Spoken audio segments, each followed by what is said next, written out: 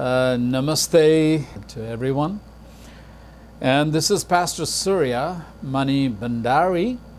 And to some of you who are non-Nepalese, you might find this name very strange and difficult to pronounce. Many of my friends in the West find it very difficult. So my first name is Surya. So these two words make Surya, and Surya means sun. And I was born into a Hindu Brahmin family, and Brahmin family is a priestly family, but my family was a non-practicing priestly family, so meaning our family was not practicing the priestly works. And but I grew up in a family that was very religious, and we had a shrine room, a little prayer room at home, and then we were expected to pray and bow down to the idols that we had at home. So that was part of our culture. I was born into it, and I started growing in that culture. As I grew, I used to listen and to the stories of different Hindu gods and goddesses. And among all these gods that Hinduism has, and they claim to have 330 million gods and goddesses. There are so many of them. But there are mainly, some of those are chief gods or the main gods. And those are Brahma, Vishnu, and Maheshwar or Shiva. And even among these gods, Brahma is the creator, and Vishnu is the sustainer, and even Shiva is the destroyer. And even this God, among these three chief gods, Shiva seems to be the most powerful God. Sometimes he's violent, and then he is very powerful, so powerful that even Brahma and Vishnu are actually afraid of him. So, I have no idea why, but I developed liking towards this god called Shiva. And Shiva is a god who has cobra around his neck. And he is a marijuana smoking god. And my father was a marijuana smoker. I've known him smoking marijuana almost all his life. Since I was a little baby, I saw him smoking marijuana. And also, most of the people that used to come to, religious people that came to our home to see my father and to have some religious dialogues, they were all Shiva Bhaktas, and they were the devotees of Shiva, and they were also, most of them were marijuana smoker. So I thought, in order to make Shiva happy, one has to smoke marijuana. So since I was a very little kid, I don't exactly remember when I started smoking marijuana. Probably I was 8 or 9 years old. I must have been 8 or 9 years old when I first stole some marijuana from my father. And then I secretly smoked it. And in that part of the world, during that time, the big brothers, and most of the big brothers used to use, they used to smoke. And many of them didn't have access to marijuana as I had. And my dad had a 3-story house. And then one of the big rooms in the house was actually a storehouse for marijuana. So we have plenty of marijuana there. You could smell marijuana from afar. So it was really that easy for me. It was not difficult for me to start smoking marijuana.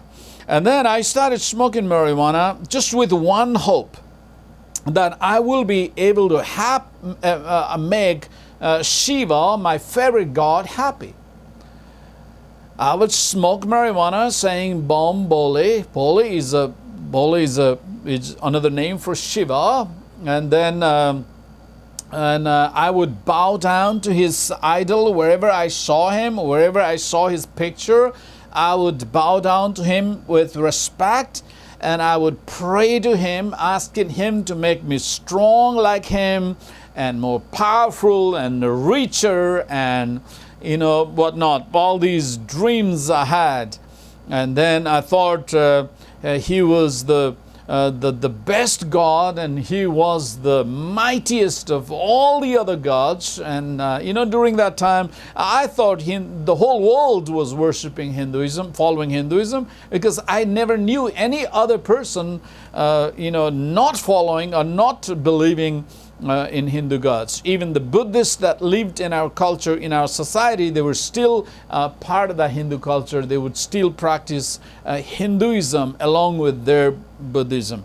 So I was growing up, and then suddenly something happened when I finished my primary school, and I went to a school that was called high school, but I was in the middle school.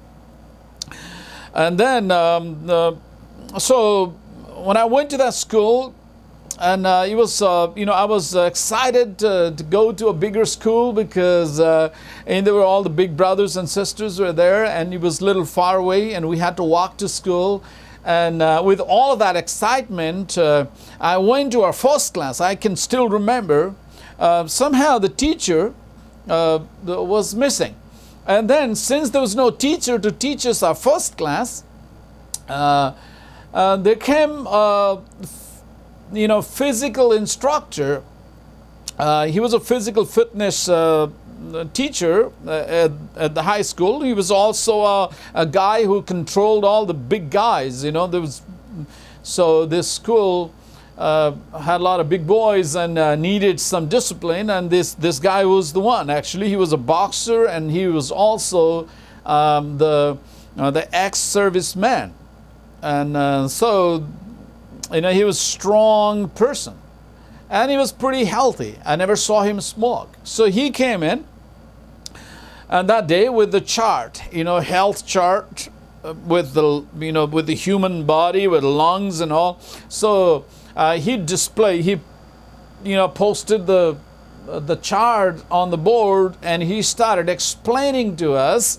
So there was a kind of additional class, health class he was taking, and he started explaining how smoking can damage our lung, and we could get tuberculosis and cancer and all kinds of health complications because of that. So I asked him a few questions, and in that process, somehow, I think I was not that smart, so somehow my friends and teacher came to know that I was smoking. So they started looking at me and saying, wow, you're just in the middle school and you're smoking. So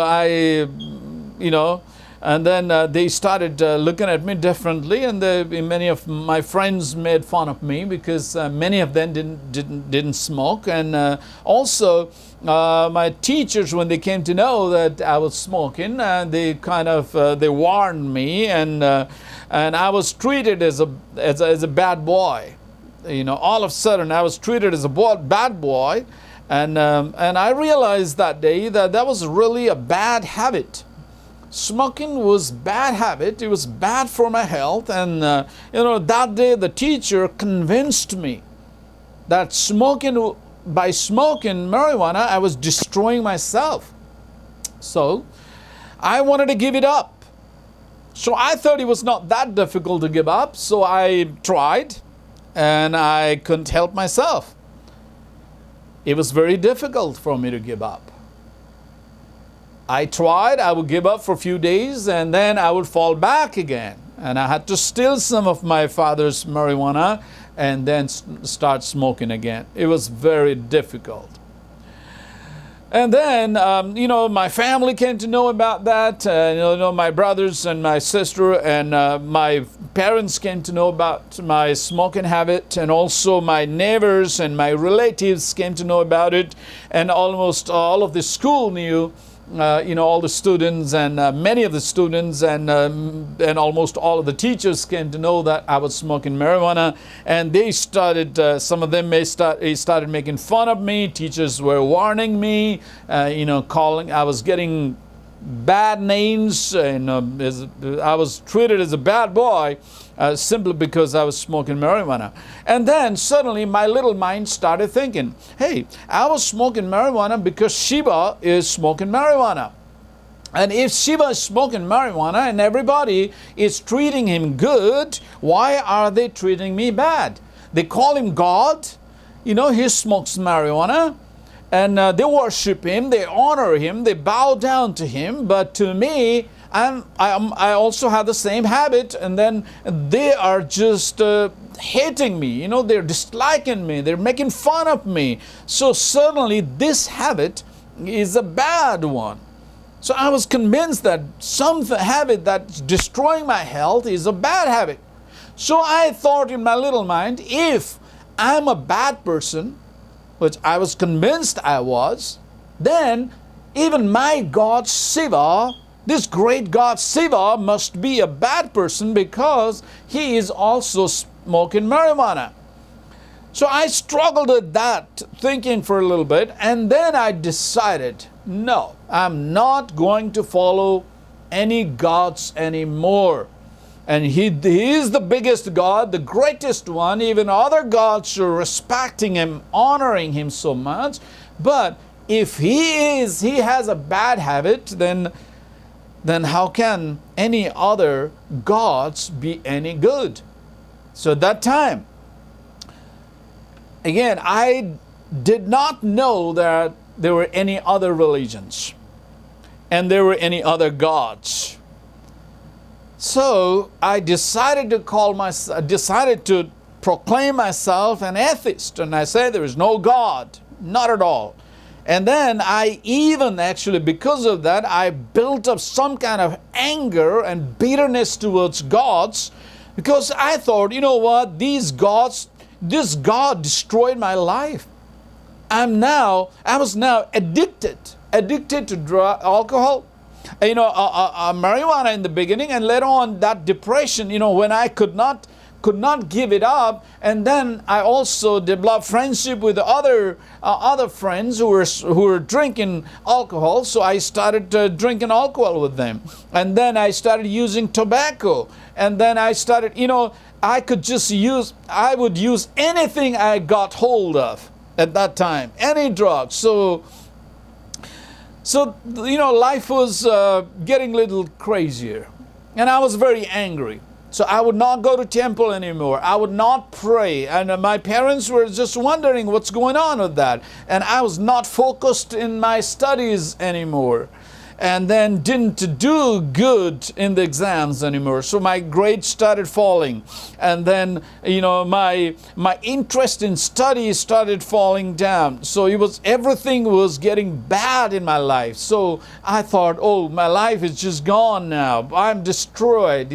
I'm smoking. I know I'm destroying, killing myself, but still I cannot give up. How can I?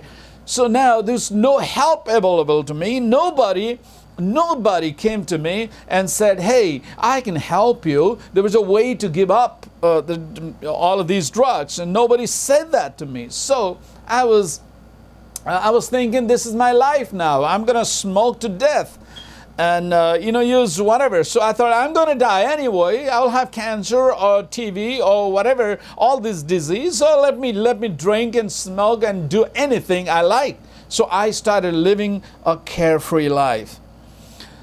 So as I was leading that kind of life, I had a dream one day, and I saw in the dream some of my friends were with me, and some of them were my classmates at that time. So we went to the river called Bagadi, and there's still a river called Bagadi. That's where we used to go for swimming and washing our clothes and bathing. So I went there with my friends, and after swimming for some time and bathing, and then we were returning back. As we were returning back, we were styling our hair and combing and trying to make ourselves look better. And as we were coming, some of my friends, we were going south, and then some of my friends say, "Surya, there's somebody behind you." And then I looked behind, and I saw a person clad in white robe. From top to bottom, that person was totally dressed in white. And then I didn't know how to react at first. And my friend said, "Ghost!" They shouted. Then they started running away.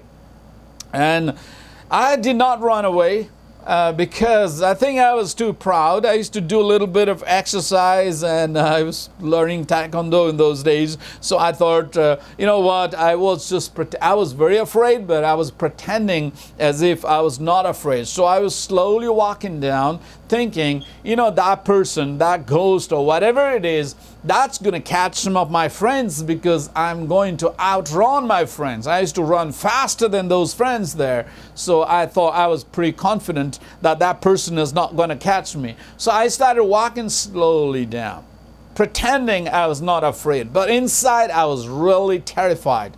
And then my friends reached a little farther down, and they shouted back to me and said, "Surya, that person is coming very close to you. Run." And then I looked behind me. I turned my head this way over my shoulder, and I saw that person was stretching his hand towards me and was trying to grab me right here by the neck. So as he was reaching his hand, then I started running. I was moving my legs, but I was not covering the ground. I was not really going any farther. I was right there. I was trying to run. And then, that person, I was even afraid to look behind, but I was not moving forward. Then that person came and grabbed me right by the collar, right here, and I woke up. And I woke up to realize it was a dream. I was so scared. We didn't have electricity in those days, and we had biogas lights, but they would not automatically turn on, so we had the candle to do that. So I also had the kerosene candles, kerosene lamps, so I candled the kerosene lamp and then used the lamp to look under my bed and behind the little almirah we had, and so I looked around everywhere and I didn't see that person. And I wanted to go to bathroom, but I was too afraid to go because bathroom was about 100 feet away from my home. In those days, bathrooms were supposed to be, they were dirty thing and they were unholy, so Brahmins kept the bathroom away from their home. So I was too afraid to go to bathroom. And my daily routine was to wake up early in the morning and then go for jogging and do some stretching and exercise and then run to the river and take bath and then come home. But that day I was so afraid that I did not want to go anywhere. I sat there wondering, who is that person? That person I was trying to forget it, but it was not going away from me. It's still in my head. And then, I thought, you know what, I want to read something. So there was an almirah at the bookshelf where the room that I was actually was occupied by my big brother, who had left home several years ago when I was still a kid. So I didn't know where he was gone, but still, since he left, I occupied his room. So his room had, that place where he had some books, and then I had seen those books all the time.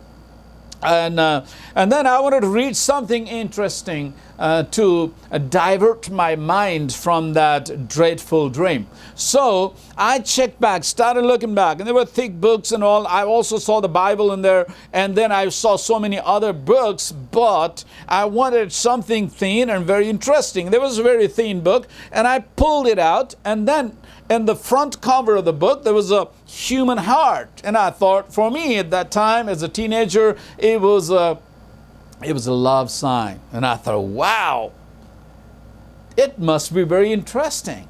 So I decided to read it. And I opened, as I turned the pages, I was shocked to realize that inside there was another human heart, again, the heart sign, the love sign, whatever. And then outside there, just next to that sign, was the picture of the person I had seen in the dream. That really shocked me. I couldn't believe my eyes. And then I rubbed my eyes and checked, and still there. I was so much fascinated to that story. And I thought, I want to read it. And I read it in one stretch, didn't understand much of it, then realized that it was written about Jesus Christ. It was a Christian book. And I thought, my first impression was, wow, I was angry with the Hindu god, Shiva, and now the Christian god appeared to me in my dream. Maybe they're interested in me.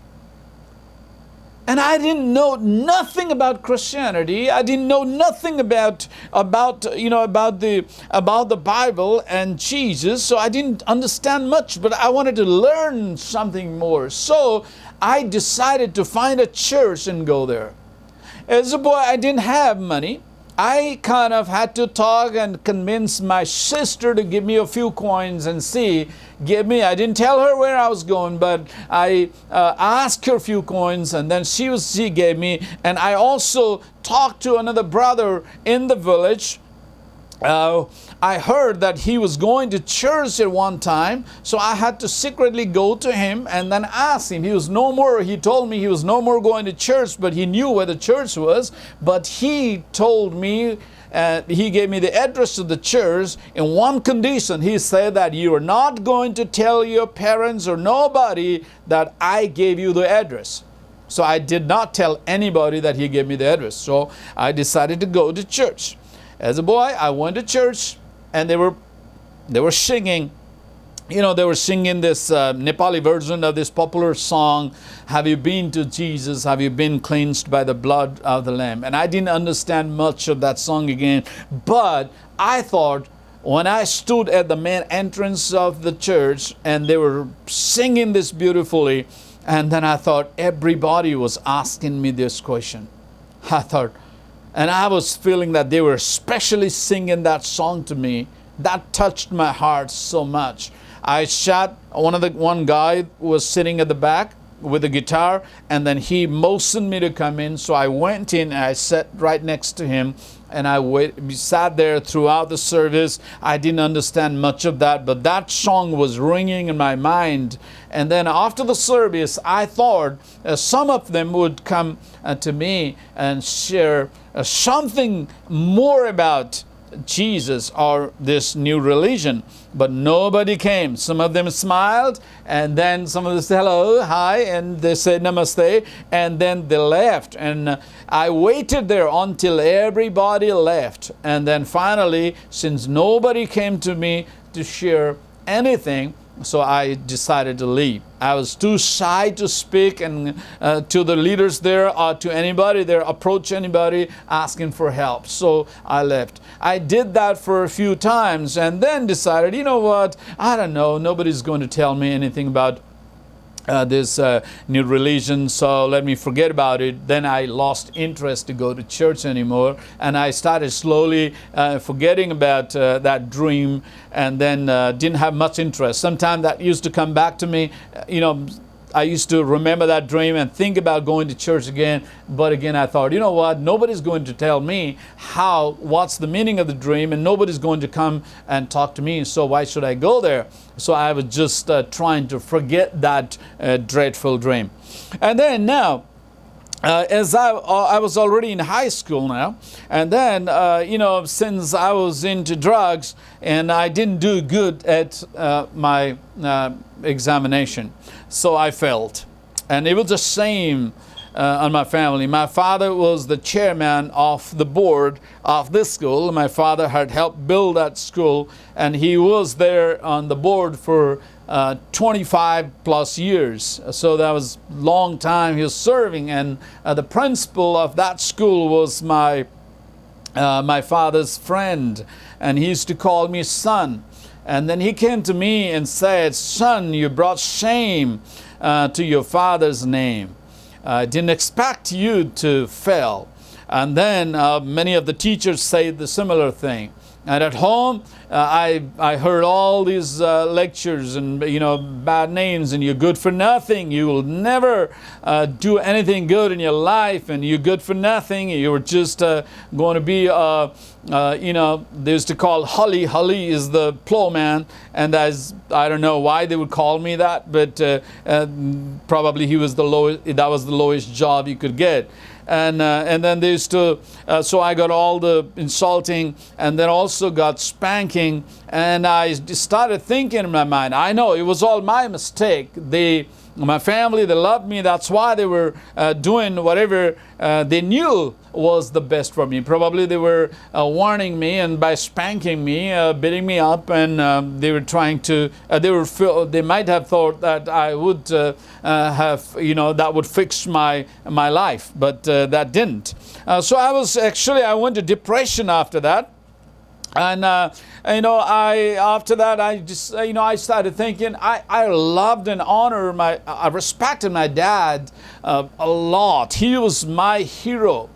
Even though I don't really remember any time him holding me in his lap or hugging me. I don't remember nothing. He didn't even speak to me because he had like 6 children and he was busy in the politics. He was out most of the time, and it was our mother and grandmother who were raising us up. And then so that was a kind of so I became very depressed. And then I thought, you know what, if I cannot bring any good things, to my family, if I cannot help my dad, and then if I am only bringing shame to his name and reputation, that means probably I don't have right to live anymore. So I decided in my heart, I must die. Yes, I was trying to change myself. I could not. And I thought, if I can't change myself, and then I don't have right to destroy a good name my father has. My father was a popular leader there. He was in the local politics, and also he was appointed in the past by the king to be Zimual was a kind of steward of the town. He was a little ruler of the town, and he had that reputation of being a good leader and good person and helpful person. So in the whole of the community, everybody respected him. And he had a very strong personality. I didn't dare to even look to his eyes and speak to him. I don't remember talking. Even after I became an adult, I never had the guts to do that. So I respected him, and I loved him so much, so I decided to kill myself. So I didn't know how to do so. So we used to go to the river, and then there was a Gandaki River, that had a big cliff up there, and I thought, you know what, the best way to kill myself is to throw off that cliff. A few times I went there and tried to kill myself. I could not. Every time I went there and something happened, somebody appeared, and then, the whole plan got canceled, and I returned back. And so that was, that's how my life was going on. And, one time, the last time I tried was, I went there. I had decided to throw myself off the cliff into the deep river down there. And I thought then that will be the end of my life. And when I was there, actually, I saw a sister of my friend was walking by, going by there, by the road, and then I decided to just call her and then tell her what I was going to do, and then explain to her so that that friend would reach the news to my family. So I went to her and then said, this is what I'm going to do, and just let your brother know about it. And then she gave me a big lecture. She said, you got to be strong and all. She gave me a big kind of lecture, and a very strong one.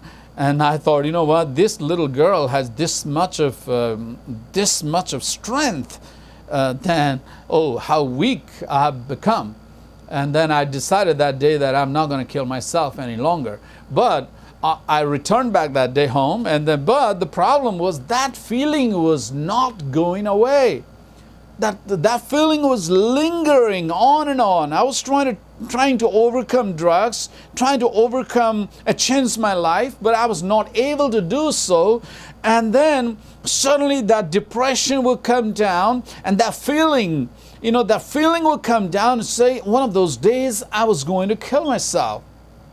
So because of that depression, I started using more of marijuana, smoking cigarettes a lot, using tobacco, and also was using alcohol every single day. And I was addicted to all of them. So it was tough. And then after I failed in high school, it was very hard. After I failed, my family was very disappointed, and I myself didn't know what to do with my life. So I was pretty much running away. I would not stay at home at all because I would be getting lectures. So why should I stay home? I would run away early in the morning and then come back late in the afternoon. My grandma would make, keep me some food for me. I would just eat, and after eating, I would be gone, and I would come back late at night to sleep. And my grandma again would be saving some dinner for me, and I would come back totally intoxicated, and I would eat whatever was there, and then I would sleep. That was a part of my life. One day in the afternoon, I was coming home. And I came home and I saw my mom talking with my brother who had been missing from home for quite some time.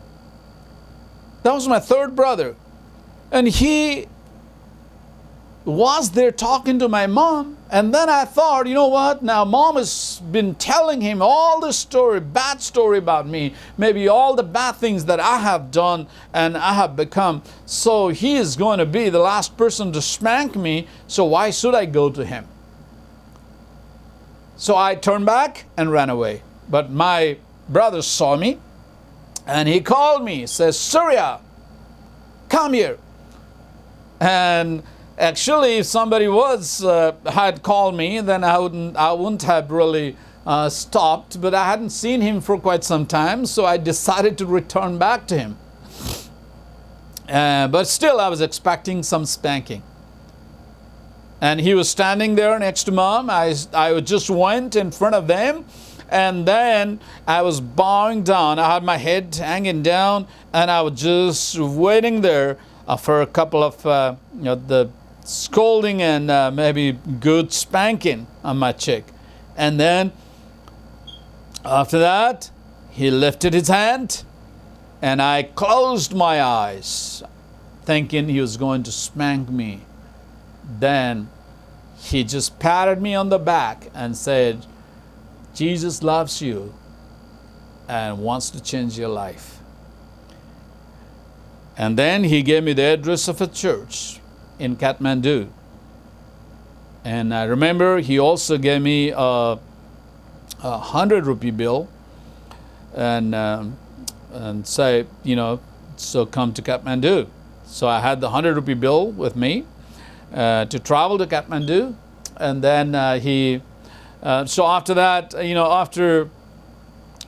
after he said, Jesus loves you, that sentence broke me down. That was the first time I ever heard somebody loved me. I had never ever heard that somebody really loved me. And when I heard that day, I was reminded of my dream that I had in the past. So, and I thought, oh, maybe this Jesus, this God called Jesus, maybe he loves me. Maybe that's why he appeared to me in the dream in the first place. So that was again reminded, and then I decided, okay, I will go. So just I told to myself. Then my brother left after giving me 100 rupees. And in those days, it would cost you about 25, 30 rupees to go to Kathmandu. But now I had 100 rupees. That was more than enough to go. And then after that, I started going to church a few times. Again, went back to church. And then my father came to know that I was going to church. And my father also came to know that my brother had visited home. And then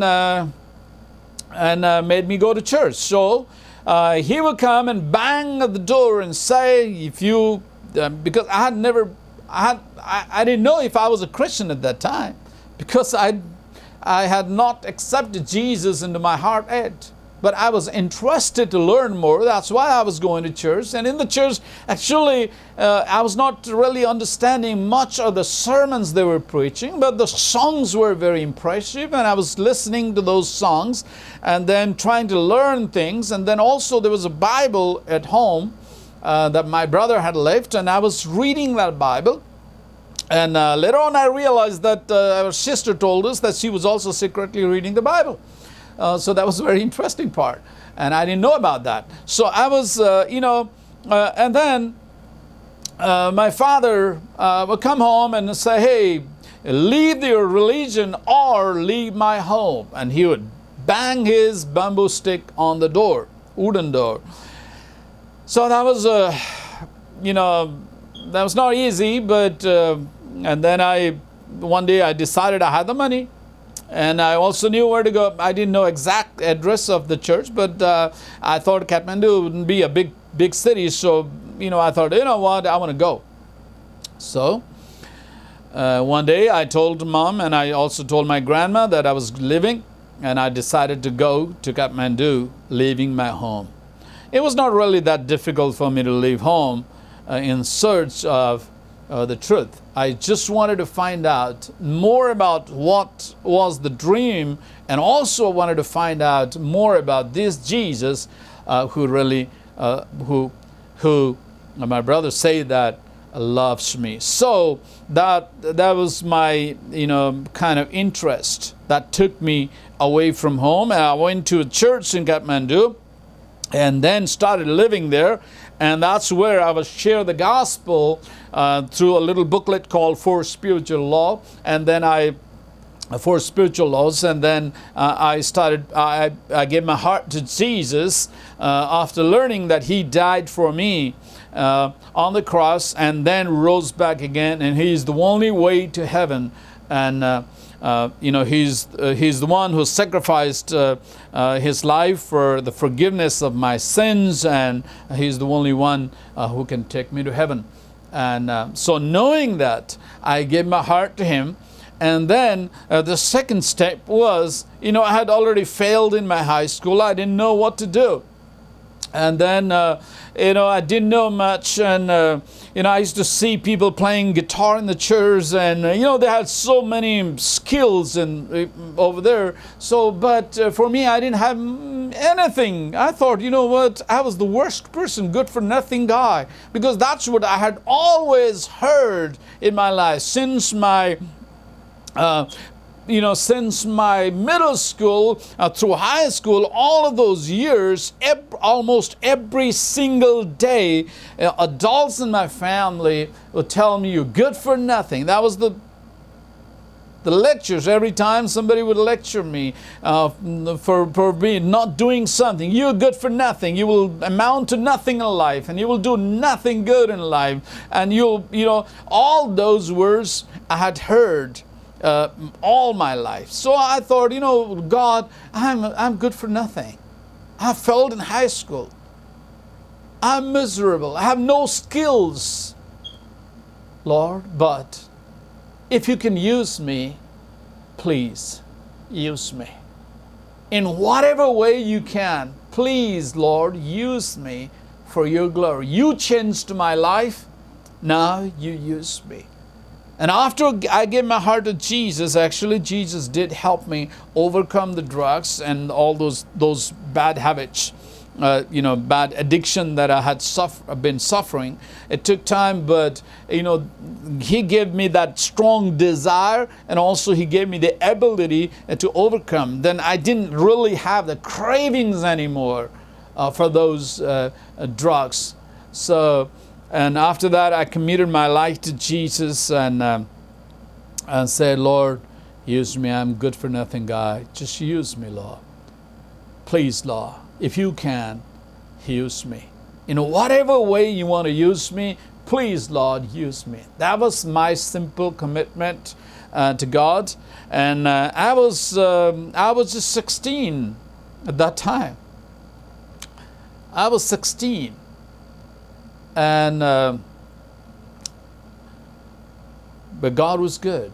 He changed my life, and slowly He also gave me the desire to learn the Bible. I started attending Bible classes that our pastor used to run at the church, and also started attending the prayer meetings early in the morning and attending conferences that the churches had. In those days, Christianity was still illegal. Even holding a Bible was illegal in those days. So it was not easy, but that's how we started growing in the Lord. And then God also gave me the opportunity to go to Bible school in India, and that's where I did my Bachelor of Theology, and then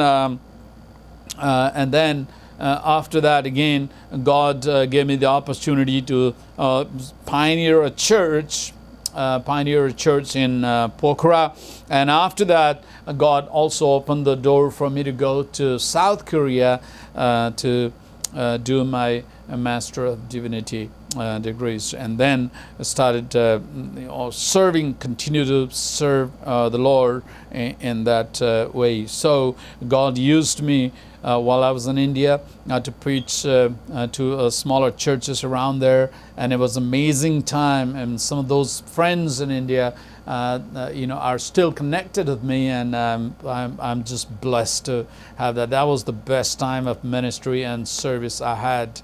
That was the foundation of my life and ministry.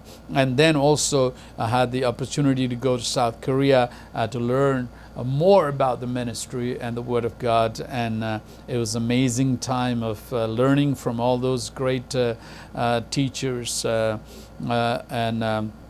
it was a blessing. And then that's how God has been using me. And we planted a couple of churches in Nepal, and then also I've traveled to several places in the world, speaking, sharing my testimony, and also proclaiming God's word. And my passion is to proclaim the Word of God, and I believe whatever God has given me, and I want to share it out to the people. And my passion is to evangelize and equip and empower our other people for the work of ministry. May God bless you all, and thank you for listening to my testimony. I also would like to ask you to please share this and subscribe the channel, YouTube channel we have, and then share it out to your friends, and so that they will also be blessed. And uploading lots of other videos, teaching and testimonials, also the testimony of other pastors and other ministers, and maybe occasionally we'll also have some interviews with some pastors, and many of the videos of my teaching, short teachings on different topics of the Scripture, will also be posted. So please like, subscribe, and share to as many people as possible. Thank you, and God bless you all.